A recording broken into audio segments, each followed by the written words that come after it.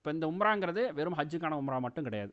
ஹஜ்ஜுக்காக நம்ம போகிறோம், அவங்க செய்யக்கூடிய இந்த உம்ராவுக்கும் இதே நிபந்தனை தான், இதே வழிமுறை தான். ஒருத்தவர் ஹஜ் அல்லாத மாதத்தில் செய்யக்கூடிய உம்ராவுக்கும் இதே நிலை தான், இதே வழிமுறை தான். சரிங்களா? அல்ஹம்துலில்லாஹ். இப்போது இதை அவர் எப்போ செஞ்சு முடிப்பார் அப்படின்னா, பிறை 8க்கு முன்னாடி இதை செஞ்சு முடிப்பார். அதாவது ஹஜ்ஜுடைய காலங்கிறது ஷவ்வால் 1ல் ஆரம்பிக்குது.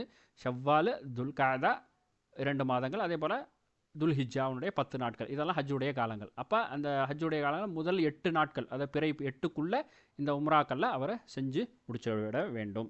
ஸோ இப்போ இந்த 3 விஷயங்கள் அவர் செஞ்சுட்டாருன்னா, இந்த இந்த உம்ராவை அவர் செஞ்சுட்டாருன்னா, இந்த தமத்து ஹஜ்ஜில் இருக்கக்கூடியவர் என்ன செய்வாருன்னா, எஹ்ராம்லேருந்து வெளியேறி இயல்பு நிலைக்கு வந்துடுவார். அப்போ அவருக்கு எல்லாமே ஹலால் ஆகிடும். எது எது ஹலாலாகும், நகை வெட்டிக்கலாம், சென்ட்டு பூசிக்கலாம், எல்லாம் நார்மல் ட்ரெஸ்ஸில் இருக்கலாம், இன்னும் என்ன, அதாவது மனைவி கூட கூடிக்கொள்ளலாம், எல்லா விஷயங்களும் அவருக்கு ஹலாலாகி விடும். எதுவரை அப்படின்னாக்கா பிறை 8க்கு அவர் காத்திருக்க வேண்டும். சரிங்களா? பிறை 8க்கு அவர் என்ன செய்யணும்னாக்கா ஹஜ்ஜுடைய இபாதத்தை அவர் தொடங்க வேண்டும், அதுக்காக அவர் காத்திருக்க வேண்டும். சரிங்களா? ஹைர். இப்போ ஹஜ்ஜுடைய தமத்துவம் என்ன பண்ணியிருக்கிறோம், இப்போ பிறை 8க்கு முன்னாடி அவர் உம்ரா செஞ்சு முடிச்சிருக்கிறார். இந்த முதல் விஷயத்தை செஞ்சுருக்கிறோம். இப்போ அடுத்த விஷயங்கள் செய்யணும். அடுத்த விஷயங்கள் ரொம்ப அல்ஹம்துலில்லாஹ் ரொம்ப எளிமையான விஷயங்கள். அல்ஹம்துலில்லாஹ் அவர் என்ன செய்யணும், பிறை 8ல் மினாவில் தங்கணும். அதாவது 4 இடங்கள் வரும். அதாவது மினா, அரஃபா, முஸ்தலிஃபா, ஜமராத் அப்படின்னு ஒரு 4 இடங்கள் வரும். சரிங்களா? அந்த 4 இடங்கள் என்ன அப்படிங்கிறத இப்போ பாருங்கள், ஒரு அழகான ஒரு மேப்பில் போட்டிருக்காங்க. இது காபத்துல்லா. காபாலேருந்து இங்கே மினா டென்ட் இருக்குது. மினாலேருந்து அரஃபா, அது ஒரு பிறை 8ல் மினாவில் இருப்போம், பிறை 9ல் அரஃபாவில் இருப்போம், திருப்பி பிறை 9 மகரிபுக்கு அப்புறம் முஸ்தலிஃபாவுக்கு வருவோம். அதன் பிறகு பிறை 10 பெருநாள் அன்னைக்கு ஜமராத்துக்கு போவோம். திருப்பி நம்ம காபாவுக்கு போகணும். காபா முடிச்சுட்டு நம்ம திருப்பி மினாவுக்கு வரணும். பிறை 11, 12, 13ல் இந்த மினாவுக்கும் ஜமராத்துக்கும் நடுவில் நம்மளுடைய இபாதத்துகள் இருக்கும். ஸோ இப்படியாக அந்த இடங்கள் உங்களுக்கு போடப்பட்டிருக்கு. இந்த இடங்களில் ஒரு 3 மஸ்ஜிதுகளும் உங்களுக்கு போடப்பட்டிருக்கு. அரஃபா கிட்ட மஸ்ஜித் நமீரா அப்படின்னு ஒரு மஸ்ஜித் இருக்குது. அதே போல் முஸ்தலிஃபாவில் ஒரு மஸ்ஜித் இருக்குது, அதாவது மஷருல் ஹராம் அப்படிங்கிற ஒரு மஸ்ஜித் இருக்குது. மினாவில் அல் ஹைஃப் அப்படின்னு மஸ்ஜித் அல் ஹைஃப் அப்படின்னு சொல்லி ஒரு மஸ்ஜித் இருக்குது. இது 3ம் ஹதீஸில் நம்ம பார்க்கக்கூடிய ஒரு விஷயங்கள் தான். அல்ஹம்துலில்லாஹ் அந்தந்த இடத்துல ஒரு காரியங்களை ஸல்லல்லாஹு அலைஹி வஸல்லம் நமக்கு காட்டி தந்திருக்கிறாங்க. அதனால் அந்த விஷயங்கள் போடப்பட்டிருக்கு. அதே நம்ம வந்து இப்போ சேட்டலைட்லேருந்து நம்ம வியூ பார்க்குறதாக இருந்துச்சுன்னு சொன்னாக்கா, இப்போது ஹரம் இங்கே இருக்குது. சரிங்களா? ஹரம் இங்கே இருக்குது. ஹரம்லேருந்து நம்ம போக போகிறது இந்த டென்ட்டுக்கு, அதாவது ஆரம்பமாக பிறை 8ல் இந்த மினாவில் இருப்போம். அதன் பிறகு பிறை 9ல் அரஃபாவில் இருப்போம். அதன் பிறகு முஸ்தலிஃபாவில் இருப்போம். அதன் பிறகு ஜமராத்து கல்லெறிகிற ஏரியா, அது வந்து எங்கே இருக்குன்னா அந்த மினா ஏரியாவில் இருக்குது. சரிங்களா? மினாக்குள்ளே தான் அந்த ஜமராத் இருக்குது. அந்த ஜமராத் இருக்குது. அதன் பிறகு திருப்பி காபாவுக்கு வரணும். காபாவில் வந்து இபாதத் செஞ்சுட்டு திருப்பி பிறை 11, 12, 13ல் நம்ம இந்த மினாவில் நம்ம இருப்போம். சரிங்களா? ஹைர். அதே மாதிரி இந்த மஸ்ஜிதுகளுடைய பெயர்களும் போடப்பட்டிருக்கு. மஸ்ஜித் நமீரா, மஷருல் ஹராம், அதே போல் இந்த மஸ்ஜித் அல் ஹைஃப் அப்படின்னு சொல்லி. மஷருல் ஹராம்ங்கிறது ஆரம்பத்தில் ஒரு மலையாக இருந்துச்சு. இப்போ அந்த இடத்துல ஒரு மஸ்ஜித் இருக்குது. சரி, ஹைர். இப்போ நம்ம இந்த இடங்கள்லாம் நம்ம சம்மந்தப்பட்டிருக்கு. இதில் ஒரு கிலோமீட்டர் கணக்கெலாம் போடப்பட்டிருக்கோம். கிலோமீட்டர் கணக்கை நம்ம கவனம் எடுக்க தேவையில்லை. காரணம் என்னென்னா, நம்ம போக போகிறது ஒன்று பஸ்ஸில் போக போகிறோம், அல்லது ட்ரெயினில் மெட்ரோவில் போக போகிறோம். நம்ம நடந்து போகிறதுக்கான வாய்ப்புகள் ரொம்ப கம்மி. ஆனால் இந்த கிலோமீட்டர் டிஸ்டன்ஸும் நமக்கு ஒரு தோராயமாக போடப்பட்டது தான். சரிங்களா? ஏன்னா சில நேரத்தில் நம்ம டென்ட்டில் இருப்போம். அங்கேருந்து அரஃபாவுக்கு பார்த்தோம், நம்ம கூகுள் மேப்பில் பார்த்தோம்னாக்கா கிலோமீட்டர் கணக்கு வேறையாக காட்டும். காரணம் என்னென்னா, அந்த நேரத்தில் நடைபாதைங்கிறது வேறையாக இருக்கும். நம்ம ஒரு இது முன்னாடி சொன்ன மாதிரி இந்த எய்த்தாப்பில் இருக்கக்கூடிய ஒரு இடமா தான் இருக்கும். ஆனால் அதுக்கு நம்ம நடந்து போகும் பொழுது ஒரு பிரிட்ஜை கிராஸ் பண்ணி போகிறதுக்கு, பிரிட்ஜினுடைய எண்டுக்கு போய் திரும்பி அதே இடத்துக்கு வர்றதுக்கு அப்படி கிட்டத்தட்ட ஒரு 3/4 கிலோமீட்டர்லேருந்து ஒரு 1.5 கிலோமீட்டர் எக்ஸ்ட்ரா ஆகும். ஸோ அப்படிலாம் இருக்கும் பொழுது நம்ம இந்த கிலோமீட்டர் கணக்கு நமக்கு மாறுபடும். எனவே ஹைர். இப்போ நம்ம இந்த இடத்துல கவனம் எடுக்க வேண்டியது, பிறை 8ல் முதலாவதாக நம்ம செய்ய வேண்டிய முதல் இபாதத், நம்ம மினாவுக்கு செல்ல வேண்டும். மினாவுக்கு அல்லாஹ்வுடைய தூதர் ஸல்லல்லாஹு அலைஹி வஸல்லம் என்ன செஞ்சாங்க அப்படிங்கிறத நம்ம இப்போ பார்ப்போம். முதலாவதாக நம்ம என்ன செய்யணும், ஹஜ்ஜுக்கான நியத் வைக்கணும். ஹஜ்ஜுக்கான நியத் எப்படி வைக்கணும்? முதல்ல எஹ்ராம் அணியணும். எஹ்ராம்ங்கிறது உங்களுக்கு தெரியும், ஆடை. அந்த எஹ்ராமுடைய ஆடை அணிந்து நியத் வைத்தால் எஹ்ராமுக்குள்ளே நுழையிறாருன்னு அர்த்தம். சரிங்களா? எஹ்ராமுடைய ஆடை அணிந்து கொள்கிறார். எஹ்ராமுடைய ஆடையை அணிந்து அவர் நியத்து வைத்துக் கொள்கிறார். எப்படிப்பட்ட நியத்தை வைப்பார்? லப்பைக்க ஹஜ்ஜன் அப்படின்னு சொல்லிப்பார். இப்போ லப்பைக்க ஹஜ்ஜன், அதாவது ஹஜ்ஜை நாடி உன்னிடத்தில், லப்பைக் அதாவது நான் உன்னிடத்தில் வந்து விட்டேன் அப்படின்னு சொல்லி அர்த்தம். சரிங்களா? இதை எங்கேருந்து வைக்கணும் அப்படின்னு சொன்னாக்கா, நம்ம தங்கி இருக்கிற இடம். நம்ம தங்கி எங்கே இருப்போம்? ஹோட்டலில் இருப்போம், அல்லது அசீசியாவில் இருக்கக்கூடிய பில்டிங்கில் இருப்போம். அந்த இடத்துல நம்ம வைக்கணும். வைக்கும் பொழுது நம்ம காபாவை எந்த இருக்குதோ அந்த திசையை நோக்கி வைப்பது சுன்னா. ஸோ அப்போ காபா எந்த இருக்குதோ அந்த இடத்த பார்த்து நம்ம நம்ம லப்பைக்க ஹஜ்ஜன் அப்படின்னு சொல்லிட்டு நம்ம நியத் வைத்து கொள்ள வேண்டும். நியத் வைத்ததிலிருந்து நம்ம மீண்டும் இஹ்ராமுடைய நிலையில் போகிறோம். அப்போ இஹ்ராமுடைய நிலையில் நமக்கு எதெல்லாம் தடுக்கப்பட்டுச்சோ அதெல்லாம் மீண்டும் நமக்கு தடுக்கப்பட்டுரும். என்னென்ன தடுக்கப்பட்டுறது இது எல்லாமே லிஸ்ட்டு உம்ராவில் நம்ம பார்த்தா அதே லிஸ்ட்டு தான். சரிங்களா? இது இஹ்ராமுக்காக உள்ளது, பொதுவான இஹ்ராம். அது ஹஜ்ஜுடைய இஹ்ராமாக இருந்தாலும் சரி, உம்ராவுடைய இஹ்ராமாக இருந்தாலும் சரி, அந்த நிலையில் இதெல்லாம் தடுக்கப்பட்டிருக்கு, இதெல்லாம் அனுமதிக்கப்பட்டிருக்கு. சரிங்களா? ஹைர். லப்பைக்க ஹஜ்ஜன்னு சொல்லிட்டு நம்ம தல்பியா சொல்ல தொடங்கணும். தல்பியா என்னது?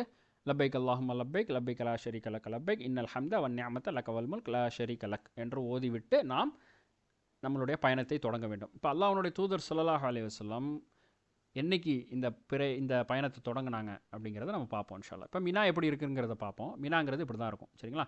இந்த பிரிட்ஜை பற்றி தான் நம்ம பேசிகிட்டு இருக்கோம். இங்கேருந்து இங்கே போகிறதா இருக்கும். ஆனால் இந்த பிரிட்ஜினுடைய எண்டில் இப்படி போய் சுற்றி வர மாதிரி இருக்கும். சில நேரத்தில் நடக்கிற மாதிரி இருக்கும் பொழுது.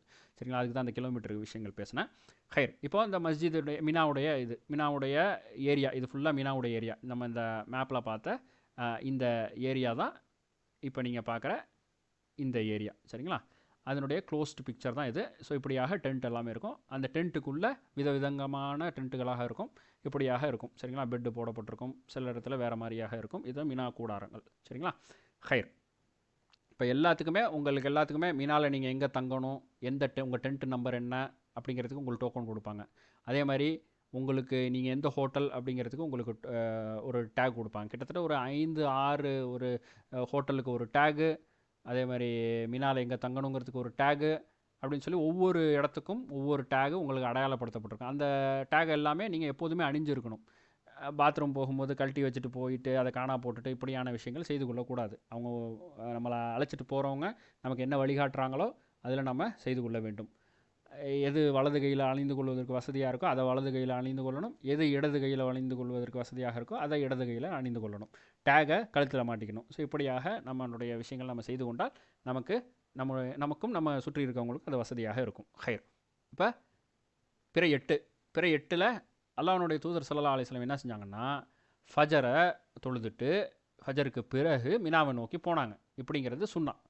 ஆனால் இன்றைக்கு அப்படியான ஒரு சூழல் செய்ய முடியுமா அப்படின்னாக்க செய்ய முடியாது. காரணம் என்னென்னா, நம்ம இருக்கக்கூடிய அந்த மக்களுடைய எண்ணிக்கை. இப்போ மக்களுடைய எண்ணிக்கை எப்படி இருக்குது? பல லட்சங்களில் இருக்குது. அப்போ அவ்வளவு பெரிய மக்கள் கூடுறாங்க அப்படிங்கும் பொழுது அவ்வளவு பேரையும் நம்ம பஸ்ஸில் அழைச்சிட்டு போகணும். மெட்ரோவில் போகிறவங்க இருப்பாங்க, டாக்ஸியில் போகிறவங்க இருப்பாங்க. இப்படியான விஷயங்கள் இருக்கும் பொழுது எல்லாரையும் ஒருங்கிணைச்சு அழைச்சிட்டு போகிறவங்களுக்குன்னு சில நிர்பந்தங்கள் இருக்கும். அந்த அடிப்படையில் அவர்கள் முதல் நாள் இரவிலேயே, அதாவது 7வது நாள் இரவிலிருந்தே இந்த மக்களை அழைத்து போக ஸ்டார்ட் பண்ணிடுவாங்க. ஸோ அப்போ நம்ம என்ன செய்யக்கூடாது? நான் இல்லை ஃபஜருக்கு அப்புறம் தான் நான் கிளம்புவேன் அப்படின்னு சொல்லிட்டு நம்ம வம்பு பண்ணிகிட்டு இருக்கக்கூடாது. வம்பு பண்ணோன்னாக்கா நம்ம தனியாக போய் நம்ம வேறு ஒரு இடத்துல தான் இருப்போம். அப்போ நம்ம என்ன செய்யணும்? அவங்க நமக்கு என்ன வழிகாட்டுறாங்களோ, நம்மளுடைய ப்ரைவேட்டில் போனாலும் சரி, ஹஜ் கமிட்டியில் போனாலும் சரி, நமக்கு என்ன மாதிரியான வழிகாட்டுதல் வழங்கப்படுதோ அதை நம்ம ஃபாலோ பண்ணிக்கணும். அந்த ஃபாலோ பண்ணிக்கும் பொழுது நம்ம அந்த ஃபஜருக்கு பிறகு நம்ம மினாவை நோக்கி சொல்லணும் அப்படிங்கிறது நமக்கு சுன்னாவாக இருந்தாலும், நம்ம குழுவாக போகும் பொழுது நமக்கு எது நமக்கு காட்டித்தரப்படுதோ அதை நம்ம செய்து கொள்ள வேண்டும். ஸோ அப்போ நம்ம ஃபஜருக்கு மினாவுக்கு போகணும். மினாவுக்கு எப்போ போய் சேரணும் அப்படின்னாக்கா ஸொஹருக்கு முன்னாடி, அதாவது மதிய தொழுகை இருக்கு இல்லையா, அந்த ஸொஹருக்கு முன்னாடி நம்ம மினாவுக்கு போயிடணும். ஸோ அப்போ மினாவுக்கு போய் சேரக்கூடிய அந்த நேரம்ங்கிறது முக்கியம். அதாவது ஸொஹருக்கு முன்னாடி போயிடணுங்கிறது முக்கியம்.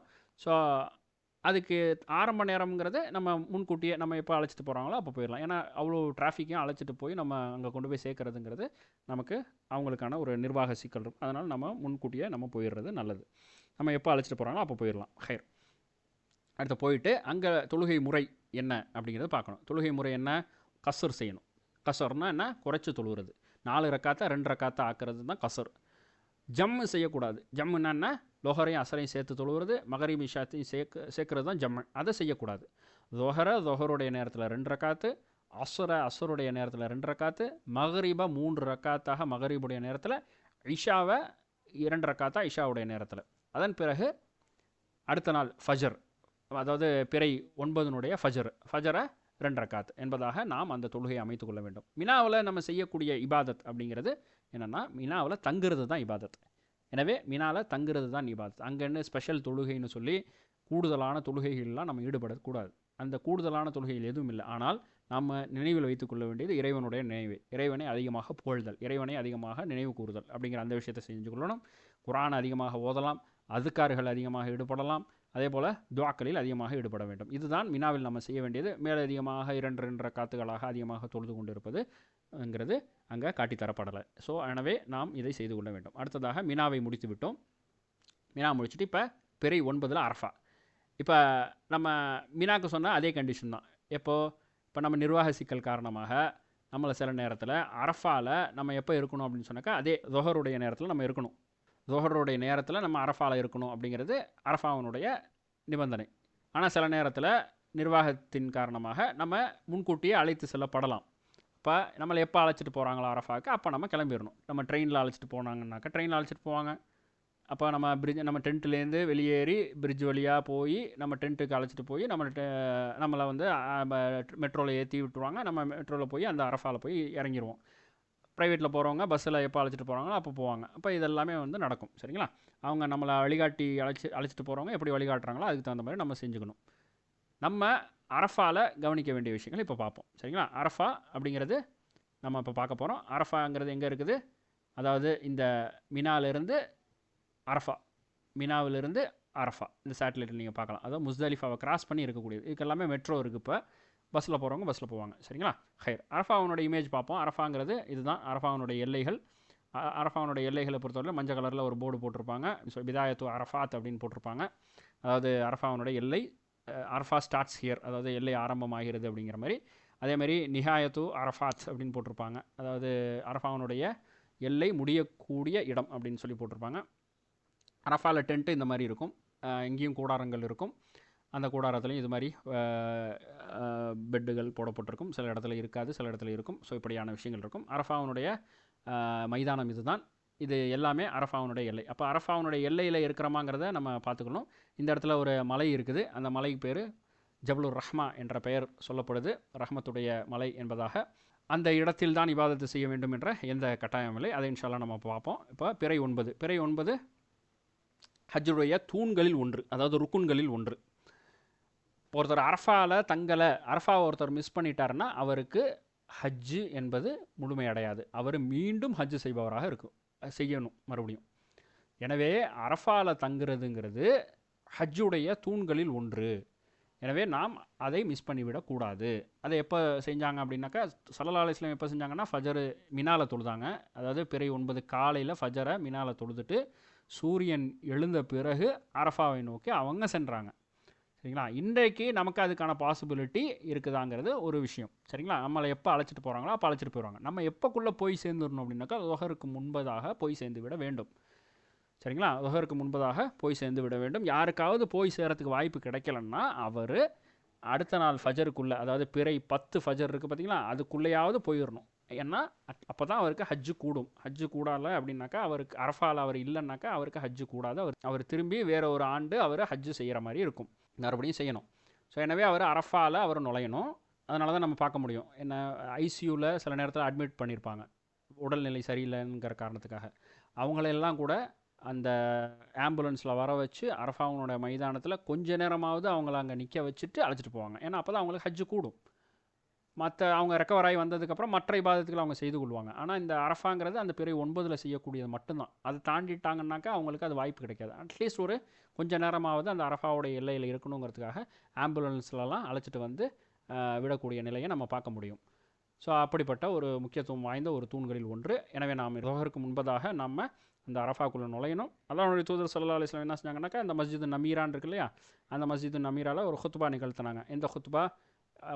அதாவது ஹஜ்ஜுடைய பேருரைன்னு நம்ம பார்க்குறோம் இல்லையா, இறுதி ஹஜ்ஜுடைய பேருரைன்னு சொல்லி நம்ம பார்க்குறோம் இல்லையா, அந்த விஷயங்கள் இந்த மஸ்ஜிது நமீராவில் தான் நடத்தினாங்க. ஹுத்பா நடத்திட்டு அதன் பிறகு அவங்க அரஃபா தன்னுடைய கூடாரத்துக்கு போனாங்க. அரஃபா கூடாரத்துக்குள்ளே போனாங்க. அரஃபாவில் எங்கே வேணாலும் தங்கலாம். அரஃபாங்கிறது அந்த ஃபுல் மைதானம், நம்ம இங்கே பார்த்தா ஃபுல் மைதானம். அந்த அரஃபா எல்லை, இந்த ஸ்டார்ட்ஸ் ஹியர் எண்டு ஹியர்னு சொல்லி மஞ்சள் போர்டு போட்டிருப்பாங்க. அந்த எல்லைக்குள்ளே நம்ம எங்கே வேணாலும் இருக்கலாம். அதில் எந்த தடையும் இல்லை. சிலர் வந்து இந்த ஜபலுர் ரஹ்மான் சொல்லக்கூடிய இந்த மலையில் தான் நிற்கணும் அப்படின்னு சொல்லி அவ்வளோ கூட்டங்கள் இந்த இடத்துல போகும். அப்படிலாம் எந்த ஒரு கட்டாயமும் இல்லை. நம்ம வந்து அந்த கூடாரத்தில் கூட இருந்து கொண்டு துவா செய்யலாம். நம்ம செய்ய வேண்டியது லுஹருக்கு அசான் கொடுக்கப்படும், இக்காமத்து கொடுக்கப்பட்டு லுஹர் 2 ரக்காத் தொழுவோம். அதன் பிறகு மறுபடியும் ஒரு இக்காமத்து கொடுக்கப்பட்டு அசர் தொழணும். அதாவது ஒரு அசான் 2 இக்காமத் தொழுது தொஹரையும் அசரையும் ஜம்மு செஞ்சு கசர் செஞ்சு தொழணும். தொஹரையும் அசரையும் ஒன்றா சேர்த்து நம்ம தொழணும். வேறு கூடுதலான எந்த தொழுகையும் இல்லை. நம்ம இபாதத்தை பொறுத்தவரையில் இந்த இடத்துல என்னன்னாக்கா அதிகமாக துவா கேட்பது, அதிகமாக பாவ மன்னிப்பு கேட்பது தான் பிறை 9 நாம் செய்ய வேண்டியது. ஹஜ்ஜுங்கிறதே அரஃபா தான் அப்படின்னு ஸல்லல்லாஹு அலைஹி வஸல்லம் சொல்லியிருக்கிறாங்க. இந்த ஹஜ் அரஃபாவுடைய சிறப்பாக நம்ம பார்க்குறோம். என்ன பார்க்குறோம்? நரகத்திலிருந்து அதிகமாக விடுதலை செய்யப்படக்கூடியது இந்த நாளில் தான்.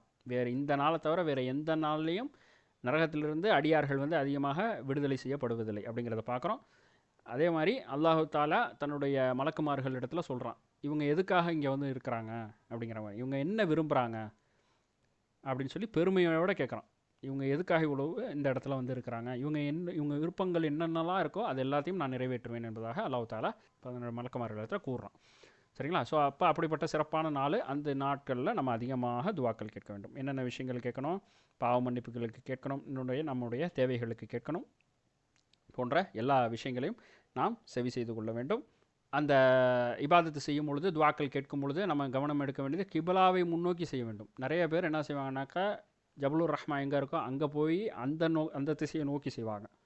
சிலர் ஜபலுர் ரஹ்மா மேலே ஏறி நின்று காபாவை நோக்கி செய்வாங்க. இப்படியான விஷயங்களை நாம் ஈடுபடக்கூடாது. நம்ம இருக்கக்கூடிய டென்ட்டில் இருந்து செய்யலாம், அல்லது நம்ம வெளியே வந்து காபாவினுடைய திசையை நோக்கி நம்ம பார்த்து நம்ம அந்த துவாக்களை செய்யலாம்.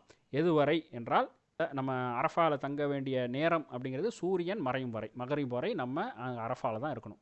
எங்கே இருக்கிறோமோ, இப்போ நம்ம ப்ரைவேட்டில் போகணுன்னு சொன்னாக்கா பஸ்ஸில் முன்னாடியே கூப்பிடுவாங்க, நீங்கள் பஸ்ஸில் வந்து ஏறுங்கன்னு சொல்லி. இப்போ 4 மணிக்கே ஸ்டார்ட் பண்ணிடுவாங்க. 4 மணிக்கே ஸ்டார்ட் பண்ணி நம்மளை அந்த இடத்துல கொண்டு வந்து பஸ்ஸில் கொஞ்சம் கொஞ்சமாக ஏற்றி நம்மளை கொண்டு வந்து பஸ்ஸில் உட்கார வச்சுருவாங்க.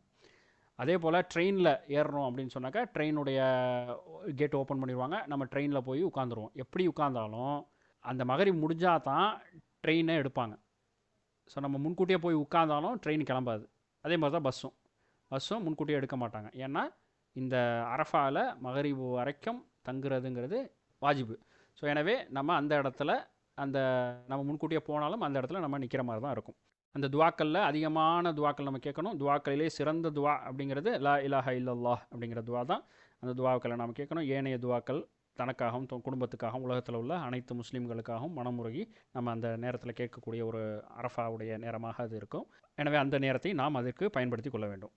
அரஃபாங்கிறது ஒரு புனிதமான ஒரு நேரம், அரஃபாவுடைய நேரங்கிறது. எனவே அந்த நேரத்தில் அங்கேருந்து கிளம்பும் போது சிலர் வந்து வாகனத்தை வந்து வேகமாக ஓட்டுறாங்க. அதாவது தூதர் ஸல்லல்லாஹு அலைஹி வஸல்லம் அவங்களுடைய காலத்தில் ஒட்டகத்தை வந்து வேகமாக விரட்டுறாங்க. அப்போ வந்து ஸல்லல்லாஹு அலைஹி வஸல்லம் சொல்கிறாங்க, பொறுமையாக இருங்க, அமைதியாக போங்க, நிதானமாக போங்க அப்படின்னு சொல்கிறாங்க. எனவே இந்த அரஃபாவுடைய நேரத்தில் நம்ம பொறுமையும் நிதானத்தையும் கடைபிடிக்கணும். அங்கேருந்து கிளம்பும் போது நம்ம எந்த வாகனத்தில் போகிறோமோ அங்கே பொறுமையும் நிதானத்தையும் கடைபிடிக்கணும். வீணான பேச்சுகள், உறக்கத்தில் நேரத்தை கழிக்கிறது போன்ற எந்த விஷயங்களும் நம்ம செய்யக்கூடாது. நம்ம அந்த நேரத்தில் இபாதத்தில் ஈடுபடணும். ஏன்னா அன்னைக்கு கிடைக்கிற சான்ஸ் நமக்கு மிஸ் ஆனிச்சுன்னா அதன் பிறகு நமக்கு அந்த சான்ஸு கிடைக்காமலும் போகலாம். எனவே அரஃபாவுடைய நாளை பயன்படுத்தணும். அந்த இடத்துலேருந்து பாவமற்றவர்களாக நம்ம வருவதற்கு அந்த நாளை நாம் பயன்படுத்தி கொள்ள வேண்டும். சரிங்களா? அப்போ அரஃபா முடிச்சுட்டு நம்ம அன்றைய நாளினுடைய மகரிப், அதாவது பிறை 9க்கு மகரிப் முடிஞ்சதுக்கப்புறம் பிறை 10 ஸ்டார்ட் ஆகிடும். பிறை 10னுடைய முஸ்தலிஃபா ஸ்டார்ட் ஆகிடும். சரிங்களா? அப்போ முஸ்தலிஃபாங்கிறது எங்கே இருக்குது? அரஃபாலேருந்து முஸ்தலிஃபா திரும்ப மீனாவுக்கு பக்கத்தில் இருக்குது. அந்த இடத்துல நம்ம வரோம். முஸ்தலிஃபா எப்படி இருக்கும்? பிறை 9, அதாவது மகரிபுக்கு பிறகு, அதாவது பிறை 10 பிறந்துருது, அப்படி தானே? சரிங்களா? பிறை 10 பிறந்துருது. அப்போ மகரிபு அந்த இடம் எப்படி இருக்குன்னாக்கா இது மாதிரி மண்ணாக இருக்கும். இங்கே கார்பெட்டோ இல்லை எதுவுமே சில நேரத்தில் இருக்கலாம், சில நேரத்தில் இல்லாமல் போகலாம். எனவே நாம் கொண்டு போகக்கூடிய போர்வையை நம்ம விரித்து படுக்கிற மாதிரி இருக்கும். ஸோ முஸ்தலிஃபாங்கிற இடம் இதுதான். முஸ்தலிஃபாவுக்கு நம்ம போனோம். முஸ்தலிஃபாவில் போன உடனே நம்ம செய்ய வேண்டிய விஷயங்கள் அப்படிங்கிறத நம்ம பார்ப்போம் இன்ஷா அல்லாஹ். சரிங்களா? முஸ்தலிஃபா அப்படிங்கிறது சூரியன் மறைஞ்ச பிறகு நிதானமாக சொல்லணும். அதனால தான் அல்லாஹ்வுடைய தூதர் ஸல்லல்லாஹு அலைஹி வஸல்லம் இப்படி சொல்கிறாங்க. எப்படின்னாக்கா, யா யுஹன்னாஸ் அலைக்கும் பிஸ் சக்கீனா, அதாவது அமைதியான முறையில் போங்க. ஏன்னா நீங்கள் வாகனங்களை விரைஞ்சு செலுத்துறதுங்கிறது ஒரு நன்மையற்ற ஒரு காரியம் அப்படிங்கிறாங்க. ஸோ அப்போ நம்ம கிளம்பும் பொழுது அதாவது அரஃபாலிருந்து நம்ம கிளம்பும் பொழுது நிதானத்தை நம்ம கடைபிடித்து நம்ம செல்லணும். சரிங்களா? ஹைர். அடுத்ததாக முஸ்தலிஃபா வந்த உடனே மகரிபு 3 ரக்காத்து, இஷா 2 ரக்காத்து என்பதாக ஒரு அசான் 2 இகாமத்தை சொல்லி மகரிபை 3ஆகவும் இஷாவை 2ஆகவும் ஜம்மு கசர் செஞ்சு தொழுகணும். முஸ்தலிஃபா வந்து இறங்கின உடனே முதல்ல செய்ய வேண்டிய வேலை என்னன்னாக்கா இந்த தொழுகை செய்கிறது தான். நிறைய பேர் என்ன செய்வாங்கன்னாக்கா, இந்த இடத்துல கல் பொறுக்கணும்னு சொல்லி கல் பொறுக்க போயிடுவாங்க. இந்த கல் பொறுக்கிறங்கிறது முஸ்தலிஃபாக்குள்ள ஒரு இடம்ங்கிறது முஸ்தலிஃபாலையும் பொறுக்கலாம், இன்னும் வேறு இடங்கள் மினாவில் கூட பொறுக்கிக் கொள்ளலாம். ஆனால் முஸ்தலிஃபால தான் பொறுக்கணும் அப்படிங்கிற அந்த ஒரு விஷயத்தின் அடிப்படையில் நிறைய பேர் இங்கே வந்த உடனே கல் பொறுக்க போவாங்க. அந்த கல் பொறுக்கிறதுங்கிறது அது கொஞ்சம் நிதானமாக கூட செய்து கொள்ளலாம். அந்த முஸ்தலிஃபா வந்த உடனே செய்ய வேண்டியது மகரிபி இஷாவையும் சேர்த்து தொழுகிறது தான். சரிங்களா, அது சேர்த்து தொழுவணும். அடுத்ததாக இந்த இடத்துல நம்ம செய்ய வேண்டியது ஜிக்ரு, தல்பியா, இதை சொல்கிறது முக்கியமாக உறங்குறது. ஏன்னா நம்ம அல்லாஹ்வுடைய தூதர் ஸல்லல்லாஹு அலைஹி வஸல்லம் முஸ்தலிஃபாவில் உறங்கி இருக்கிறாங்க அப்படிங்கிறத நம்ம பார்க்க முடியுது. ஹைர், அல்ஹம்துலில்லாஹ். அப்போது அடுத்ததாக ஃபஜர் தொழுகிறது. அதை எப்போ தொழுதுருக்கிறாங்க? ஃபஜரை அதனுடைய ஆரம்ப நேரத்தில் தொழுதிருக்கிறாங்க. ஃபஜருடைய வக்து வந்த உடனே தொழுதிருக்காங்க. சில ஆரம்ப நேரம்னு சொன்னோன்னா ஃபஜருக்கு முன்னாடியே ஃபஜர் தொழுகிறது கிடையாது, தொழுதுட்டு அங்கேருந்து கிளம்புவாங்க. அப்படி செய்யக்கூடாது. ஃபஜர் வந்த நேரம் வந்துருச்சுன்னு சொன்னால் அந்த நேரத்தில் நம்ம ஃபஜரை தொழுதுட்டு அதன் பிறகு அங்கிருந்து விரைவாக நம்ம செல்ல வேண்டும். விரைவாக செல்ல வேண்டும் அப்படிங்கிறது இந்த மஷ்ஷருல் ஹராம் அப்படிங்கிற அந்த இடத்துல நின்று ஸல்லல்லாஹு அலைஹி வஸல்லம் தஸ்பீஹ், திக்ர், துவா இதெல்லாம் செஞ்சது சுன்னத்தாக இருக்குது. ஆனால் இதுக்கான வாய்ப்புகள் பெரும்பாலும் அமையறதில்லை. ட்ரெயினில் போகிறவங்க விரைவாக போயிடுவாங்க, பஸ்ஸில் போகிறவங்களுக்கு இந்த மாதிரியான வாய்ப்புகள் கிடைக்காது. அதெல்லாம் சுன்னத்தான விஷயங்கள். ஆனால் அப்படி வாய்ப்பு கிடைச்சிச்சின்னு சொன்னாக்கா அந்த விஷயங்களை நாம் செய்து கொள்ள வேண்டும். சூரியன் உதிக்கிறதுக்கு முன்பு முஸ்தலிஃபாலேருந்து கிளம்பிடணும். சரிங்களா, சூரியன் உதிப்பதற்கு முன்பு முஸ்தலிஃபாலேருந்து கிளம்பி மினாவுக்கு போக வேண்டும். ஏன்னா கல் எறியணும் நம்ம, அதுக்காக நம்ம அங்கே போகிறோம். அடுத்தது பலவீனமானவர்கள், அதே மாதிரி பெண்கள், குழந்தைகள், முதியவர்கள், இவங்களுக்கெல்லாம் சில அனுமதி இருக்குது. என்னென்னா நள்ளிரவு 12 மணி ஆனதுக்கப்புறம், அதாவது பிறை அரஃபா முடிஞ்சு முஸ்தலிஃபாவில் மகரிபுக்கு போயிடுறோம். மகரிபு முடிஞ்சு அடுத்தது நள்ளிரவு 12 மணிக்கு அப்புறம் இந்த மாதிரியான பலவீனமானவர்கள், வயதானவர்கள், குழந்தைகள், பெண்கள், இவங்களெல்லாம் நம்மளை 12 மணிக்கு அப்புறம் போகணும்னு போகிறதுக்கு அனுமதி அளிச்சிருக்கிறாங்க முஸ்தலிஃபாலேருந்து மினாவை நோக்கி. சரிங்களா, ஸோ அப்போது அதுக்கான போய்க்கலாம். அப்போ இந்த இடத்துல கல் பொறுக்கணும் அப்படின்னு விருப்பப்பட்டாங்கனாக்கா கல் பொறுக்கி கொள்ளலாம். அந்த கல்லுங்கிறது எவ்வளோ பெருசு இருக்கணும்னா சிறிய கல்லாக இருக்கணும். ஒரு கொண்ட கடலை சைஸுக்கு, ஒரு சுண்டக்காய் சைஸுக்கு சின்ன கல்லாக இருக்கணும். அடுத்தது இந்த இடத்துல செய்யக்கூடிய தவறு என்ன, அந்த கல்லை கழுவுறது, தண்ணி வச்சு கழுவி அதை எடுத்துகிட்டு போகிறது, இதெல்லாம் ஒரு சுன்னத்துக்கு மாறான செயல்கள். ஸோ அதை நம்ம செய்யக்கூடாது. எனவே ஃபஜரை தொழுது விட்டு நாம் அங்கிருந்து கிளம்ப வேண்டும். அப்போது நம்ம முஸ்தலிஃபா முடிச்சுட்டு பிறை 10, அதாவது பெருநாள் தினம். சரிங்களா, இப்போ பிறை 9 அரஃபாவில் முடிப்போம். அரஃபா முடிச்சுட்டு நம்ம மகரிபுக்கு அப்புறம் முஸ்தலிஃபாவில் முடிச்சுட்டு பிறை 10 விடிஞ்ச உடனே பெருநாள் தினம் ஆகிடும். அப்போ பெருநாள் தினத்தன்று நம்ம செய்ய வேண்டிய காரியங்கள் அப்படிங்கிறத பார்ப்போம் இன்ஷா அல்லாஹ். பிறை 10 பெருநாள் அன்று நாம் செய்ய வேண்டிய விஷயங்கள். முஸ்தலிஃபாலேருந்து மினாவுக்கு செல்லும்போது பத்னுல் முஹஸ்ஸர் அல்லது பத்னுல் முஹஸ்ஸிர் அப்படின்னு 2 விதமாகவும் வருது. அந்த இடத்துல ஸல்லல்லாஹு அலைஹி வஸல்லம் வேகமாக கடந்து சென்றாங்க அப்படிங்கிறத பார்க்க முடியுது. சரிங்களா, இது ஒரு குறிப்பாக போடப்பட்டிருக்கு. காரணம் என்னென்னா அந்த இடத்துல கல் பொறுக்குனாங்கிற செய்தியும் வருது, அந்த முஹஸ்ஸருங்கிற அந்த இடத்துல தான். சரிங்களா, ஸோ எனவே முஸ்தலிஃபாவில் தான் பொறுக்கணும் அப்படின்னு இல்லை, இது மினாவினுடைய ஒரு பகுதி. இந்த இடத்துலையும் பொறுக்கிக் கொள்ளலாம். எத்தனை கற்கள் அப்படின்னு சொன்னாக்கா, முதல் நாள் அதாவது பெருநாள் தினத்தன்று 7 கற்கள், அதன் பிறகு பிறை 11, 12, 13 3 நாட்கள் ஒருத்தர் தங்கராக இருந்தாக்க 3 ஜமராக்களுக்கு கல் எறியணும். அப்போ 3 ஜமராக்கள்னு சொல்லும்போது ஒவ்வொன்றுக்கும் 3ங்கும்போது 21 கல்கள், மொத்தம் 70 கற்கள் வரும். சரிங்களா, 63 + 7 மொத்தம் 70 கற்கள் அவர்கள் பொறுக்கிக் கொள்ள வேண்டும். இந்த பயணத்தின் போது, அதாவது மினாவிலிருந்து அரஃபா செல்லும் போதும் சரி, அரஃபாலிருந்து முஸ்தலிஃபா போகும்பொழுதும் சரி, முஸ்தலிஃபாலிருந்து திருப்பி இங்கே மினாவுக்காக அந்த ஜமராத்துக்கு கல்லெறிய வருவதற்கு இந்த பயண நேரங்கள்லாம் நம்ம தல்பியாவை தொடர்ந்து கொண்டே இருக்க வேண்டும். சரிங்களா, தல்பியாவை தொடர்ந்து கொண்டே இருக்க வேண்டும். இந்த தல்பியாவை தொடர்ந்து கொண்டு அந்த எப்போ முடிக்கணும் அப்படின்னு சொன்னால், இந்த ஜமராத்துக்கு, அதாவது முதல் ஜமராத்திற்கு கல் எறியும் பொழுது. சரிங்களா, முதல் ஜமராத்துக்கு கல் எறியும் பொழுது. ஜமராத் அப்படிங்கிறது எப்படி இருக்கும் அப்படிங்கிறத இப்போ பார்ப்போம். ஜமராத் அப்படிங்கிறது இப்படி தான் இருக்கும். அதாவது பஸ்ஸில் வரவங்க சரி, இப்போ கீழே கிரவுண்ட் ஃப்ளோர் வழியாகவும் வரலாம். அது கிரவுண்ட் ஃப்ளோருங்கிறது இதை இப்போ இங்கே போடப்பட்டிருக்கு, இதுதான் கிரவுண்ட் ஃப்ளோர். பிரிட்ஜ் வழியாக இப்போ மெட்ரோ வழியாக வந்தாங்கனாக்கா இந்த பிரிட்ஜ் தான் அவங்களுக்கு ரூட்டாக இருக்கும். பிரிட்ஜ் இருக்கும், இந்த பிரிட்ஜ் வழியாக இப்போ இவ்வளோ மக்கள் வராங்க பார்த்திங்களா, இது இருக்கும். ஸோ இதில் ஒரு 4-5 ஃப்ளோர் மாதிரி இருக்குது. இது எல்லாமே ஜமராத் தான். இதில் முதல் ஜமராத்துங்கிறது இது, அதாவது சிறிய ஜமராத் அப்படின்னு பேர், சுகுரா அப்படின்னு பேர். அடுத்தது நடு ஜமராத், அதாவது இது உஸ்தா அப்படின்னு பேர். இறுதியாக இருக்கிறது குப்ரா, கபீர்னு சொல்கிறோம்ல, குப்ரா, அதாவது பெரிய ஜமராத் அப்படின்னு பேர். இதுக்கு இன்னொரு பேர் அகபா அப்படிங்கிறது, ஜமரத்துல் அகபா அப்படிங்கிறது. காபா இந்த சைடு தான் இருக்குது. சரிங்களா, அதாவது நெருக்கமானது எது அப்படின்னு சொன்னாக்கா இந்த ஜமரத்துல் அகபா தான் நெருக்கமானது, குப்ரா தான். சரிங்களா, இப்போ நம்ம கல்லெறியும் பொழுது முதல் நாள், அதாவது பெருநாள் தினத்தன்று நம்ம கல்லெறியும் போது நம்ம இதுக்குள்ளே நுழைஞ்சு இந்த ஜமராத்தை விட்டுறணும், அதே மாதிரி இந்த ஜமராத்தை விட்டுறணும். இது ஷைத்தானுக்கு கல் எறிகிறதுங்கிறது நம்ம பேச்சு வழக்கில் சொல்லிக்கிறோம், அசல் அப்படி சொல்கிறதுங்கிறது பொருத்தமானதில்லை.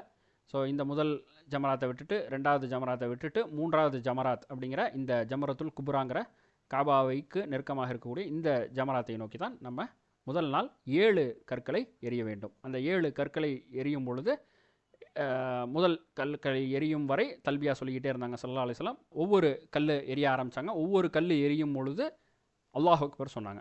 அல்லாஹ் அக்பர் அல்லாஹ் அக்பர் அல்லாஹ் அக்பர்னு சொல்லி ஒவ்வொரு கல்லுக்கும் அவங்க சொல்லி 7 கற்களை அவர்கள் எறிந்தார்கள் அப்படிங்கிறத நம்ம பார்க்குறோம். சரிங்களா? அந்த 7 கற்களை எரிந்து முடிந்த பிறகு பெருநாளுடைய தக்பீரை அவங்க ஸ்டார்ட் பண்ணிட்டாங்க.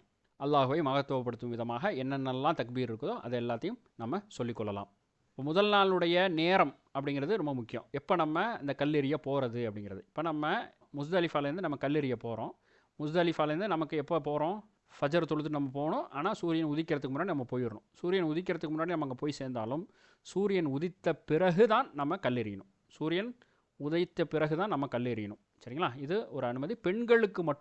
பெண்களுக்கு மட்டும் அனுமதி. சூரியன் உதிக்கிறதுக்கு முன்னாடி, மக்கள் கூடுறதுக்கு முன்னாடி அவங்க முதல் நாள் கல்லை எரிந்து கொள்ளலாம். ஆனால் மற்றபடி பலவீனமானவர்கள் மற்ற எல்லாருமே சூரியன் உதித்த பிறகு தான் முதல் நாள் கல்லெறியணும். ஸோ எனவே சூரியன் உதித்த பிறகு முதல் நாள் 7 கற்களை எங்கே எறியணும்? இந்த ஜம்ரத்துல் அக்கபான்னு சொல்லக்கூடிய இந்த பெரிய ஜமராவுக்கு அவர்கள் எரிய வேண்டும். ஜம்ரத்துல் அக்கபாவிற்கு நம்ம 7 கல்லை எரிஞ்சதுக்கு பிறகு நம்ம தல்பியா சொல்கிறத நிறுத்திட்டு பெருநாளுடைய தக்பீரை சொல்ல தொடங்கிடணும். அல்ஹம்துலில்லாஹ். இந்த கல்லெறிகிற நேரங்கிறது சூரியன் உதிச்சதுலேருந்து சூரியன் உச்சி சாயும் வரை, அதாவது 12 மணி அந்த சூரியன் உச்சி சாயும் அந்த நேரத்துக்குள்ளே நம்ம அந்த கல்லை எரிஞ்சுக்கிறது சுன்னத்து. சரிங்களா? அல்லாஹ்வுடைய தூதர் அப்படி செஞ்சுருக்கிறாங்க. ஸோ அடுத்ததாக பெருநாள் தினத்தன்று நம்ம செய்ய வேண்டிய இபாதத்துகள் அப்படின்னு எடுத்துக்கிட்டோம்னாக்கா மொத்தம் 4 இபாதத்துகள் பெருநாள் தினத்தன்று நம்ம செய்ய வேண்டியது இருக்கும். ஒன்று, முதலாவதாக கல்லெறிகிறது. அடுத்ததாக ஹதி, அதாவது குர்பானி கொடுக்கறது. அடுத்ததாக ஹலக், முடி சிரைத்தல். 4ஆவதாக தவாஃப், அதாவது காபாவுக்கு போய் தவாஃபும் சையும் செய்கிறது. ஸோ இது 4 இபாதத்துகள் செய்யணும். இந்த 4 இபாதத்துகளை இந்த நாளில், அதாவது பெருநாள் தினத்தன்று வரிசையாகத்தான் செய்யணுமா அப்படின்னாக்கா அப்படி கிடையாது. மாற்றியும் செய்து கொள்ளலாம். அதனால் எந்த பிழையும் இல்லை. சரிங்களா? இப்படி ஒரு அனுமதி ஒன்று வழங்கப்படுகிறது. ஆனால் இந்த அனுமதியை பயன்படுத்தி சிலர் என்ன செஞ்சிடறாங்க அப்படின்னா இந்த தவாஃபை பிற்படுத்திடுறாங்க. அது எப்படிங்கிறத பார்ப்போம். அதாவது இப்போ தவாஃப் செஞ்சுட்டு, அதாவது இப்போ ஜமராத்துக்கு நம்ம ஆரம்பமாக நம்ம கல் எறிகிறோம். ஜமராத்துக்கு கல் எறிஞ்சிட்டு அடுத்ததாக நம்ம ஹதி கொடுக்கணும். ஹதி கொடுக்குறதுங்கிறது என்ன? பலிப்பிராணி குர்பானி கொடுக்குறது. குர்பானி கொடுக்குறத பொறுத்தவரையில் அது நம்ம கையில் இல்லை. என்ன? அது நமக்கு நமக்கு ஒரு டோக்கன் நம்பரோ அல்லது ஒரு ரெஃபரன்ஸ் நம்பரோ கொடுக்கப்படும். அந்த ரெஃபரன்ஸ் நம்பர் ஒரு லிங்க் ஒன்று கொடுப்பாங்க. அந்த லிங்க்கில் நம்ம போட்டு பார்த்துக்கலாம், செக் பண்ணி பார்த்துக்கலாம் நம்மளுடைய குர்பானி கொடுக்கப்பட்டுருச்சாங்கிறத. அதை ஸ்கேன் பண்ணி பார்த்தா தெரியும். கியூஆர் கோடு இருக்கும், அதை பார்த்தா தெரியும். அல்லது பாஸ்போர்ட் நம்பரை போட்டு பார்த்தா தெரியும். ஸோ இப்படியாக பல விதங்களில் பல வழிமுறைகள் வச்சுருப்பாங்க. அது ஒவ்வொரு தடவைக்கும் அந்த முறைகள் மாறும், எப்படி நமக்கு ஹதி கொடுக்கப்பட்டுருச்சா இல்லையாங்கிறது தெரிஞ்சுக்கிறதுக்கு. ஸோ எனவே அது நம்ம கையில் இல்லை. நம்ம அடுத்த இபாதத்தான ஹலக், அதாவது தலைமுடியை சிரைத்து கொள்ளலாம். ஸோ சிரைத்து கொள்வதன் மூலமாக இந்த 3 விஷயங்கள், அதாவது 4 இபாதத்துகள் செய்யணும். அதில் முதல் 3 கல் எறிகிறது, குர்பானி கொடுக்கறது, முடி எடுக்கிறது. இந்த முதல் 3 இபாதத்துகளை நம்ம செஞ்சிட்டோம் அப்படின்னு சொன்னால் நம்ம முதல் எஹ்ராமுடைய நிலையிலிருந்து வெளியேறோம். எஹ்ராமுக்கு இந்த ஹஜ்ஜுடைய எஹ்ராமுங்கிறது மொத்தம் 2 நிலைகளை கொண்டது. சரிங்களா? இந்த 3 இபாதத்துகளை செஞ்சவர் முதல் எஹ்ராமிலிருந்து விடைபெறார். அவர் என்ன செய்கிறாருனாக்கா அந்த ட்ரெஸ்ஸுலேருந்து அவர் நீங்கி கொள்ளலாம். எந்த ட்ரெஸ்ஸு? அந்த ஒயிட்டு மேலே ஒரு ஒயிட்டு கீழே ஒரு ஒயிட்டு போட்டு அந்த எஹ்ராமுடைய ட்ரெஸ் இருக்கு இல்லையா, அந்த ட்ரெஸ்ஸுலேருந்து அவர் நீங்கி சாதாரண உடையில் அவர் தன்னை மாற்றிக்கொள்ளலாம். மாற்றிக்கொண்டு எல்லாமே அவருக்கு அனுமதி ஆயிரும். நகம் வெட்டி கொள்ளுதல்லேருந்து எல்லாமே அவருக்கு அனுமதி ஆகிடும். எந்த ஒன்றை தவிரனாக்கா உடல் உறவு கொள்வதை தவிர, தன்னுடைய மனைவி இடத்தில் உடல் உறவு கொள்வதை தவிர, அந்த இல்லறத்தில் ஈடுபடுவதை தவிர மற்ற எல்லாமே அனுமதிக்கப்பற்றும். ஸோ இது முதல் அனுமதி. சரிங்களா? எப்போ அந்த 2வது அனுமதி முழுமையாக அவர் வெளியேறுவார்னா அந்த காபாவுக்கு போய் தவாஃபும் சையும் செய்யும் போது. பெரும்பாலும் இப்போ ஹஜ் கமிட்டி வழியாக போகிறோம் அப்படின்னு சொன்னாக்கா நம்மளை யாரும் இந்த விஷயத்தில் கண்ட்ரோல் பண்ண முடியாது. எப்படின்னா நம்ம அந்த கல் எறிஞ்சிட்டு நம்ம நேராக போய் தவாஃபை செஞ்சிடலாம். தவாஃபை செய்கிறதுக்கு காபாவுக்கு நம்ம பஸ் வழியாகவோ அல்லது டாக்ஸி வழியாகவோ அல்லது வேன் வழியாகவோ என்ன டிரான்ஸ்போர்ட் இருக்குதோ, அதாவது எங்கே இருக்கும் அப்படின்னு சொன்னால் இந்த ஜமராத்து கல் எறிஞ்சிட்டு இப்படி எக்ஸிட் ஆகிறோம் இல்லையா, இந்த எக்ஸிட் ஆகி வெளியே போகும்பொழுது அந்த இடத்துல இருக்கும். அதுக்காக காபாவுக்கு போகிறதுக்குன்னு சொல்லி சில ஏற்பாடுகள் பண்ணியிருப்பாங்க. அது ப்ரைவேட்டாக இருந்தாங்கனாக்கா அவங்க எந்த குரூப்பில் வந்தாங்களோ அந்த குரூப்பே அதுக்கு ஏற்பாடு பண்ணி தருவாங்க. கவர்மெண்ட்லேருந்து போகிறதாக இருந்துச்சுன்னு சொன்னால் நம்ம விருப்பப்படி நம்ம போய்க்கலாம். போய் எங்கே போகணும் அப்படின்னாக்கா காபாவுக்கு போய் நம்ம தவாஃபுல் இஃபாதான்னு சொல்லக்கூடிய பெருநாள் தினத்தன்று செய்ய வேண்டிய அந்த தவாஃபையும் சைன்னு சொல்லக்கூடிய அந்த பெருநாளைக்கு அந்த ஹஜ்ஜுக்கான சையும் நம்ம செய்ய வேண்டும். இது பெருநாள் தினத்தன்று நம்ம செய்வது சுன்னா. பெருநாள் தினத்தன்று செய்வதை ஸல்லல்லாஹு அலைஹி வஸல்லம் செஞ்சுருக்கிறாங்க. எந்த அளவுக்கு அதை செஞ்சாங்கன்னாக்கா செய்துவிட்டு மினாவுக்கு திரும்பி ظுஹர் தொழுவக்கூடிய அந்த நிலையை அவங்க ஹதீஸில் நம்ம பார்க்க முடியும். அந்த அளவுக்கு விரைவாக அவங்க செஞ்சுருக்கிறாங்க. அல்ஹம்துலில்லாஹ். ஸோ வலியுறுத்தி செஞ்சுருக்கிறாங்க. அல்ஹம்துலில்லாஹ். ஸோ அப்போ நம்ம இந்த தவாஃபை செய்யணும். இப்போ ப்ரைவேட்டில் போகிறவங்க என்ன செய்வாங்கன்னா அதை ஒரு நாள் பிற்படுத்துவாங்க. 11வது பிறைக்கு செஞ்சுக்கலாம், 12வது பிறைக்கு செஞ்சுக்கலாம் அப்படின்றதாக பிற்படுத்துவாங்க. பெருநாள் தினத்தன்று நம்ம அந்த தவாஃபுல் இஃபாதான் சொல்லக்கூடிய அந்த பெருநாள் தினத்தன்று செய்யக்கூடிய தவாஃபை பார்த்தோம்னா அதை நம்ம காபாவுக்கு போகணும். எங்கே போகிறோம் அப்படின்னு சொன்னால் ஜமராத்தில் நம்ம கல் எறிஞ்சிட்டு நேராக காபாவுக்கு போகணும். ஜமராத்தில் கல் எறிஞ்சிட்டு பெரிய ஜமராத்துக்கு கல் எறிஞ்சிட்டு நம்ம காபாவுக்கு போகணும். காபாவுக்கு போய் நம்ம தவாஃப் செய்ய வேண்டும். அந்த தவாஃபில் எது கிடையாது, இல்திபா கிடையாது, அதே மாதிரி ரமலும் கிடையாது. அதாவது வலது பூஜத்தை காட்டிக்கொள்ள வேண்டுங்கிற அந்த விஷயமும் கிடையாது. ஓட்டமும் நடையாக என்பதாக அந்த முதல் 3 சுற்றுக்கு நம்ம போனோம் இல்லையா, அந்த உம்ரா செய்யும் பொழுது செஞ்சோம் இல்லையா, அது இதுக்கு தவாஃபுக்கு கிடையாது. இது ஹஜ்ஜுடைய தூண்களில் ஒன்று. எனவே இந்த தவாஃபை விட்டவர் உடைய ஹஜ்ஜு பூர்ணமாகாது. அவர் மீண்டும் அடுத்த வருடம் ஹஜ்ஜு செய்யக்கூடியதாக இருக்க வேண்டும். எனவே இந்த தவாஃபை விடக்கூடாது. அதே பிறகு தவாஃபை செய்து முடித்து, தவாஃபுங்கிறது நமக்கு தெரியும், 7 சுற்றுகள் சுற்றுறது. அதே போல் அதை என்னென்ன செய்யணும், என்ன ஓதணும், எங்கேருந்து தொடங்கணும், எங்கே முடிக்கணும், எந்த இடத்த தொடணும், எந்த இடத்த தொடக்கூடாது அப்படிங்கிறதெல்லாம் நம்ம பார்த்தோம். அதெல்லாம் நமக்கு உம்ராலே பார்த்தோம். அதே வழிமுறை தான் இந்த தவாஃபுக்கும். சரிங்களா? இந்த தவாஃபை முடிச்சுட்டு மகாமு இப்ராஹிமில் நம்ம 2 ரக்காத்துகள், முதல் ரக்காத்தில் காஃபிரூனும், 2வது ரக்காத்தில் இஹ்லாஸும் ஓதி நம்ம தொழுவணும். அடுத்ததாக சை செய்கிறது, அதாவது ஹஜ்ஜுடைய சை. இதுவும் ஹஜ்ஜுடைய தூண்களில் ஒன்று. இதெல்லாமே நம்ம பார்க்குறது இந்த தமத்து ஹஜ்ஜுக்கான ப்ரொசீஜர்ஸை நம்ம பார்க்குறோம். தமத்து ஹஜ்ஜு இப்போ இதனுடைய ப்ரொசீஜரில் இந்த சையை நம்ம செய்யாமல் விட்டோம்னாக்கா நம்ம ஹஜ்ஜை பூரணப்படுத்தவர்களாக ஆக முடியாது. திரும்பி நம்ம ஹஜ்ஜை அடுத்த ஆண்டு ரிப்பீட் பண்ணுற மாதிரி இருக்கும். இந்த சை செஞ்சு விட்டால் நம்ம முழுமையாக இஹ்ராமிலிருந்து வெளிப்படுறோம்னு அர்த்தம். அதாவது இஹ்ராம் ட்ரெஸ்ஸிலிருந்து நம்ம வெளிப்படுறோம். இஹ்ராமுடைய நிலையிலிருந்து நம்ம வெளிப்பட்டு நம்ம முழுமையாக எல்லாமே நமக்கு ஹலால் ஆகிடும். அதாவது மனைவியுடன் கூடுவது உட்பட எல்லாமே நமக்கு ஹலால் ஆகிவிடும். அல்லாஹ்வுடைய தூதர் ஸல்லல்லாஹு அலைஹி வஸல்லம் அதன் பிறகு, அதாவது அன்றைய ظுஹருக்கு மினாவில் தொழுதாங்க. ஆனால் நம்ம இன்றைக்கு இருக்கக்கூடிய சூழலில் அப்படியான வாய்ப்புகள் ரொம்ப கம்மி. அப்படிங்கிறதுனால நம்ம ஹரமில் தொழுதுட்டு கூட நம்ம வரலாம். எது வரைக்கும் வரலாம் அப்படின்னா, மகரிபுக்கு முன்பதாக மினாவுக்கு வந்துவிட வேண்டும். அதாவது நம்ம கல் எறிஞ்சிட்டோம், குர்பானி கொடுத்துட்டோம். குர்பானி மத்தியானம் ஒரு 12 மணி, ஒரு மணிக்கெல்லாம் கொடுக்கப்பட்டுரும். நம்ம அந்த டோக்கனில் பார்த்தோம்னாக்கா நமக்கு தெரியும். நம்மளுடைய ரெஜிஸ்டர் நம்பரு, அதை என்ன ப்ரொசீஜர் சொல்கிறாங்களோ அதில் பார்த்தோம்னாக்கா நமக்கு ஹதி கொடுக்கப்பட்டுருச்சா இல்லையாங்கிறது நமக்கு தெரியும். குர்பானி கொடுத்துட்டாங்களா இல்லையான்னு. அப்புறம் முடி எடுத்துகிட்டு நம்ம தவாஃபும் சையும் செஞ்சுட்டு நம்ம அடுத்த நாள், அதாவது அன்றைய மகரிபு, பெருநாள் தினத்தன்று மகரிபுக்கு பிறை 11 பிறந்துடும். அன்றைய தினத்தில் நம்ம மினாவில் தங்கணும். எப்போ தங்கணும்? பிறை 11 இரவில் மினாவில் தங்குவது சுன்னா. சரிங்களா? பிறை 11 நம்ம மினாவில் தங்கணும் இரவில்.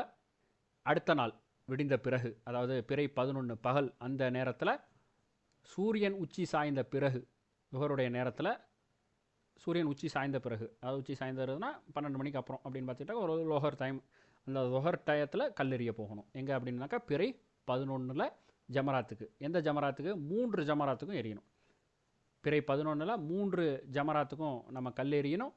அந்த கல்லெறிகிறது எப்படிங்கிறது நமக்கு தெரியும். முதல்ல அதாவது மினா இந்த சைடு இருக்கும், மினா இந்த சைடும் இருக்கும், இந்த சைடும் இருக்கும். நம்ம இங்கேருந்து இப்படி தான் வரும், இந்த சைடு இப்படி வருவோம். இப்படி இந்த கிரவுண்ட் ஃப்ளோர் வழியாகவும் வரவங்க இருப்பாங்க.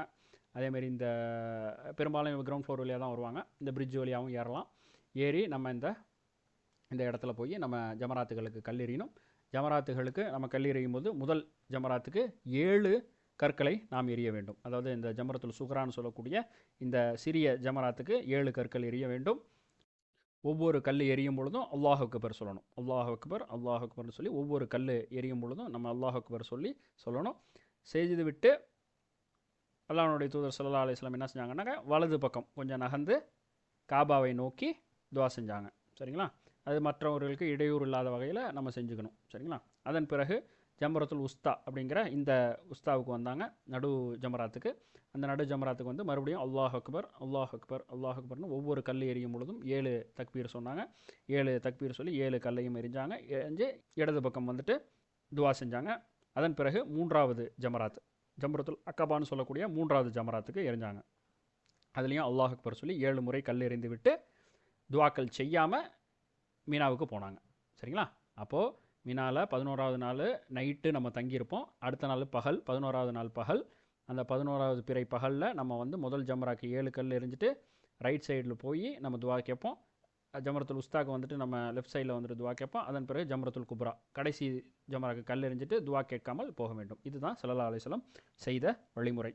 இந்த வழிமுறையின் போது நம்ம என்ன விஷயங்கள் செய்யக்கூடாது? பிறருக்கு தொல்லைக்கு தரக்கூடிய விஷயங்கள் செய்யக்கூடாது. அதே போல் இந்த கல் எறியக்கூடிய விஷயங்களில் நாம் கவனம் எடுக்கக்கூடியது அப்படிங்கிறது ஒரு முக்கியமான ஒரு விஷயம் இருக்குது. பல ஹாஜிகள், இன்றைய பல ஹாஜிகள் போகக்கூடியவங்க அது ஒரு ஷைத்தானுக்கு கல் எறிவதாக நினச்சிட்டு அதை ஆத்திரமாக கல் எறிகிறது, ரொம்ப ஆக்ரோஷமாக கல் எறிகிறது. அதே போல் திட்டுறது, அதே போல் செருப்பு எடுத்து அடிக்கிறது, அதே மாதிரி மரக்கட்டை எடுத்து அடிக்கிறது, என்னென்னலாம் கையில் கிடைக்கிதோ பாட்டில் வாட்டர் பாட்டில் என்னென்ன கிடைக்கிதோ எல்லாத்தையும் தூக்கி எறிகிறது. இதெல்லாம் வந்து மிதமிஞ்சிய மார்க்கத்தில் ரொம்ப எல்லை மீறிய செயல், தடுக்கப்பட்ட செயல். நம்ம அந்த இடத்துல செய்ய வேண்டியது அல்லாஹுடைய தூதர் ஸல்லல்லாஹு அலைஹி வஸல்லம் சிறிய கற்களை கொண்டு அந்த ஜமராக்களுக்கு எரிஞ்சிருக்கிறாங்கங்கிறது தான். அது பெருநாள் தினத்தன்று 7 கற்கள் எரியக்கூடிய அந்த முதல் அதுக்காக இருந்தாலும் சரி, அதன் பிறகு 11, 12, 13 நம்ம எரிய போகிற அந்த கற்களாக இருந்தாலும் சரி, சிறிய அளவில் இருக்கணும். அதை அல்லாஹ்வுடைய தூதர் ஸல்லல்லாஹு அலைஹி வஸல்லம் இப்படி காட்டி தந்தாங்கங்கிற அந்த ஒரு நினைப்பு தான் அதில் இருக்கணும். அதை தவிர வேறு நினைப்புகள் நமக்கு இருக்கக்கூடாது. அது அவங்க செஞ்சாங்க, அதுக்காக நம்ம அதை செய்கிறோம் அப்படிங்கிற அந்த நினைவோடு நம்ம அந்த கல் எறியணும். அது 7 கற்களையும் தனித்தனியாக எறியணும். எல்லாத்தையும் ஒன்றா தூக்கி போட்டு ஒரே கல்லாக எரிஞ்சிடக்கூடாது. எல்லாத்தையும் ஒன்றா எரிஞ்சோன்னாக்கா ஒரே கல்லாக தான் அதுக்கு ஒரு தடவை எரிஞ்சதாக தான் அது கணக்கிடப்படும். ஸோ அதனால் ஒவ்வொரு தடவையும் எரியணும். ஒவ்வொரு தடவை எரியும் போதும் அல்லாஹ் அக்பர் சொல்லி நம்ம அந்த கற்களை எரிய வேண்டும். ஸோ இது இந்த கல் எறியதனோட சம்மந்தப்பட்ட விஷயங்கள். அப்போது கல்லை எரிஞ்சு முடிச்சுட்டு, அதாவது 11வது நாள் கல் எரிஞ்சு முடிச்சுட்டு நம்ம திரும்பி எங்கே வருவோம்? மீனாவுக்கு வந்துடணும். அதாவது கல் எரிஞ்சு முடிச்சிருவோம், இங்கே மீனா இருக்கும், மீனாவுக்கு நம்ம வந்துடணும். நமக்கு ரூம் எங்கே இருக்குதோ அந்த நம்ம டென்ட்டுக்கு வந்துடுவோம். 11வது நாள் நம்ம தங்கணும். 11வது நாள் தங்கி என்ன செய்யணும்?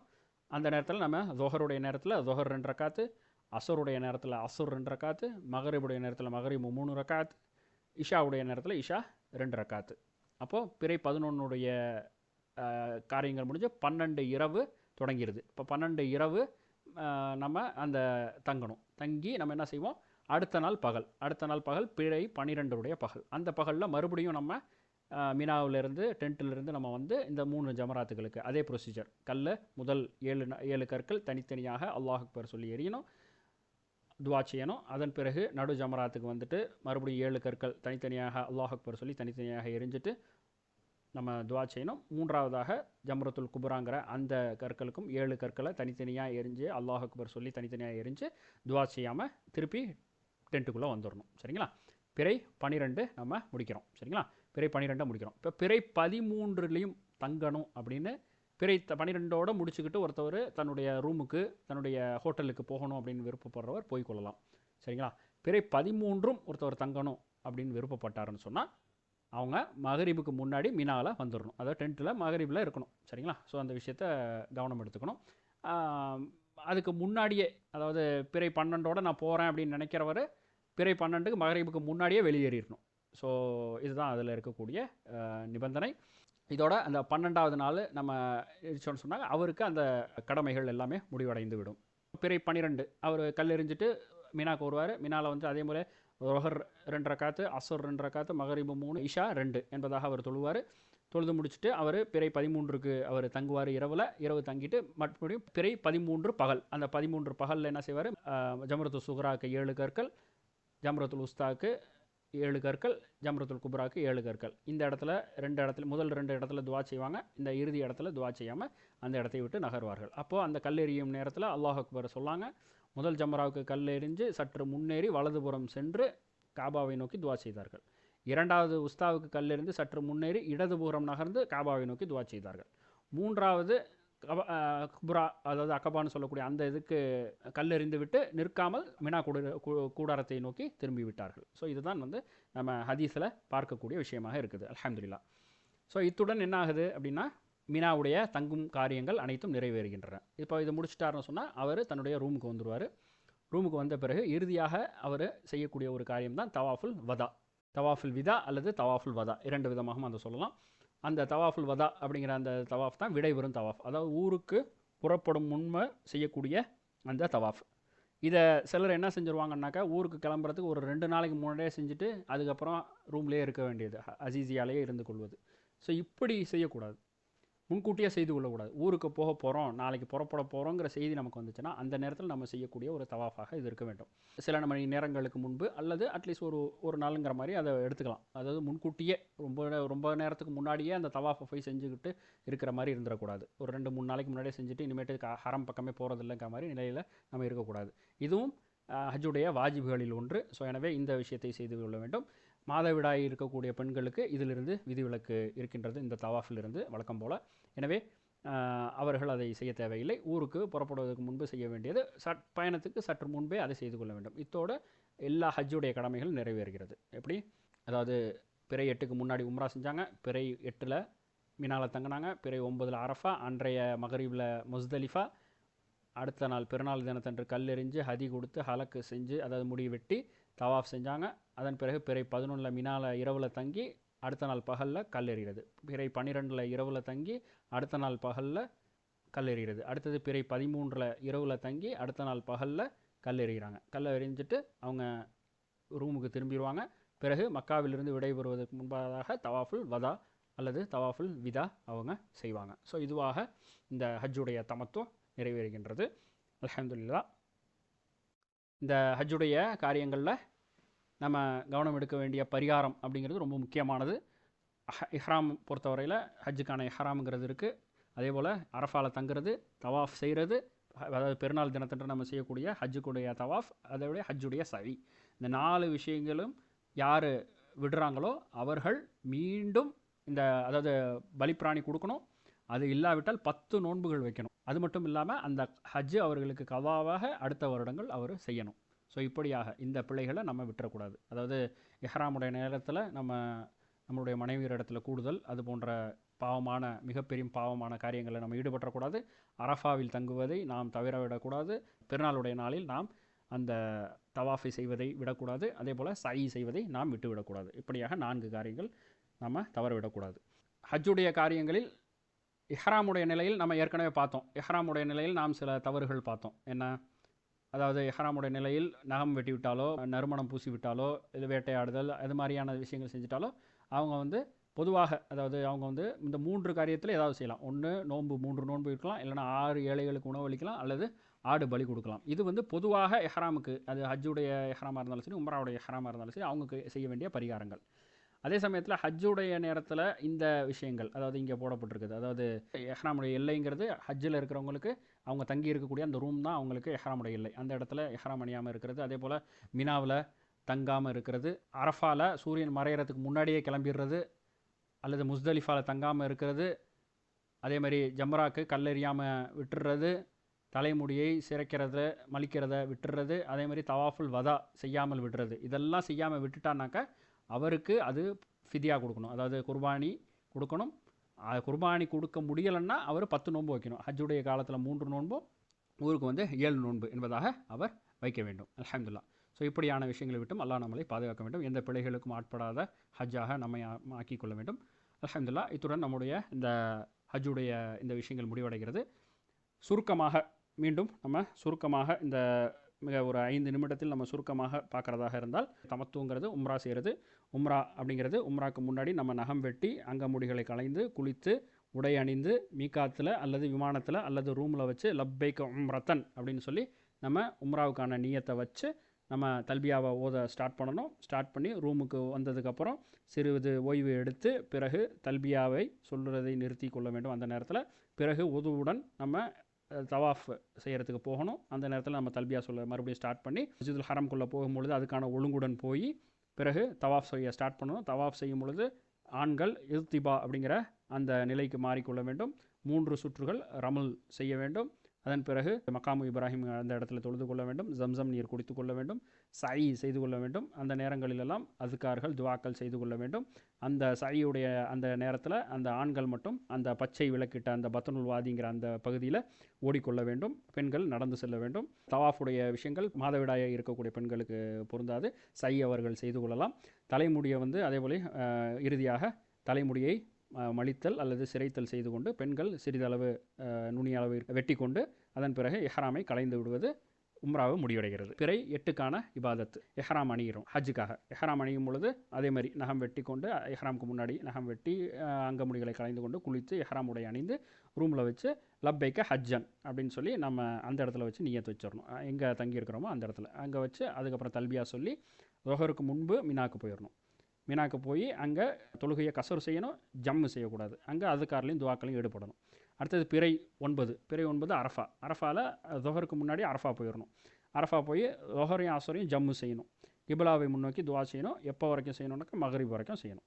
மகரிப் முடிஞ்சுட்டு அன்றைய இரவு அதாவது முஸ்தலிஃபா செல்லணும். முஸ்தலிஃபா சென்று அங்கே மகரிபையும் இஷாவையும் ஜம்மு கசர் செஞ்சு தொழுகணும். பிறகு கற்களை அங்கே பொறுக்கி கொள்ளலாம் அல்லது மினாவில் கூட பொறுக்கி கொள்ளலாம். அங்கே உறங்கி கொள்ள வேண்டும். அதன் பிறகு பிறை 10. பிறை 10ங்கிறது ஜமராத்தில் கல்லெறிகிற நேரம். அது எப்போ எறியணும்? ஃபஜரை முதல்ல தொழுகணும். தொழுதுட்டு அங்கே மஷ்ஷருல் ஹராம் வானம் வெளுக்கின்ற வரை அந்த இடத்துல இருக்கலாம்.